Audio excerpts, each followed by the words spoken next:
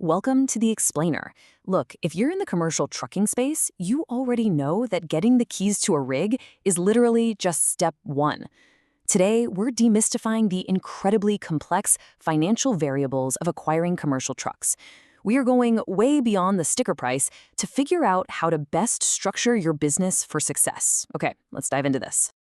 Here is our roadmap for today. We're looking at the buy versus lease dilemma, navigating truck financing options, the hidden tax math, understanding ASC 842 accounting, and finally, structuring your best strategy. Think of today's explainer like an iceberg. We're going to start right at the top with the visible, daily decisions, and then we're plunging straight into the dense financial plumbing underneath. Section 1, the buy versus lease dilemma. The surface level. So, starting right at the surface with the physical asset itself. The stakes in this industry, they're incredibly high, and it all begins with that initial capital outlay. Just to put it into perspective, the average cost of a brand new Class 8 semi-truck in the US runs anywhere from $120,000 to $180,000. And if you're looking at a fully customized, spec'd out rig, you can easily top 200 grand. That is a massive capital expenditure for any business. Because of that staggering sticker price, let's be real, most independent owner-operators and small fleets simply cannot purchase these vehicles outright with cash. There's just no way.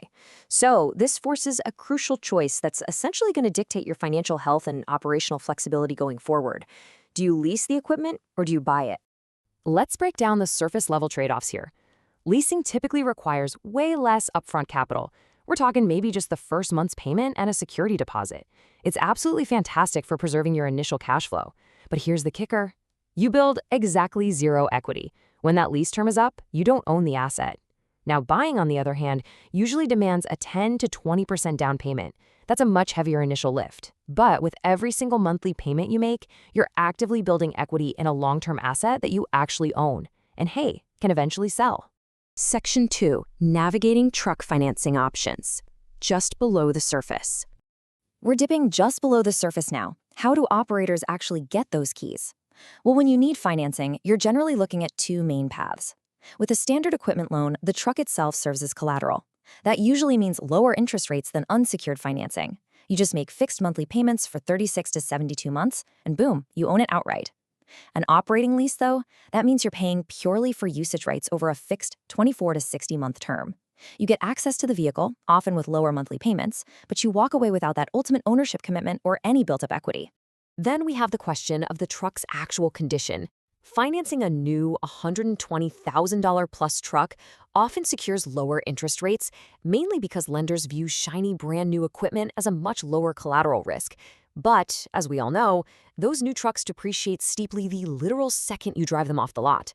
On the flip side, a used truck, typically ranging from $40,000 to $100,000, needs a much lower initial investment, and it cleverly avoids that steep initial depreciation curve. The trade-off? Lenders might charge you higher interest rates because of the increased risk of breakdown, and you're for sure going to face higher ongoing maintenance costs. Section 3. The hidden tax math. The deep dive. All right, we are officially in the deep dive. We're flipping the script from a traditional monthly payment mentality over to the profound realities of tax deductions. And the crucial figure you need to know here is $2.56 million. That is the massive maximum Section 179 deduction limit for 2026. So what does this actually mean for your operation? It means instead of slowly depreciating the cost of a Class 8 tractor over 5 long years, the IRS allows you to deduct the full purchase price of qualifying equipment in the exact year you place it in service, up to your net taxable income. And this brilliantly illustrates the massive difference this makes in practice. Say you've got $100,000 in taxable income, and you're eyeing a $90,000 used Peterbilt. Under an operating lease, you only get to deduct your monthly lease payments, meaning you'll be paying federal taxes on almost all of that 100 grand. But if you buy that truck, thanks to Section 179 and permanent 100% bonus depreciation, you can deduct the entire $90,000 in year one. You literally reduce your taxable income to just $10,000. Depending on your tax bracket, buying instead of leasing in this specific scenario could save you somewhere between $19,000 and $20,000 in year one taxes alone. That is cash staying right where it belongs, in your business. But hold on, there is a catch. It's time to meet the villain of our tax section. Depreciation recapture. Under Section 1245 of the tax code, if you take that massive first-year deduction we just talked about, your truck's tax basis drops all the way down to zero. So, if you later sell that truck for, say, $60,000, the IRS swoops in and recaptures that gain. You are going to owe ordinary income tax, not the lower favorable capital gains tax, on that entire $60,000 in the year you sell it. As the source material from FreightWaves bluntly puts it, there is no free lunch.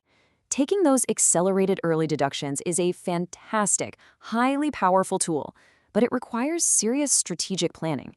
You've got to model out the timeline for exactly when you'll eventually sell or upgrade the equipment. If you don't, you might just get blindsided by a massive, unexpected tax bill down the road.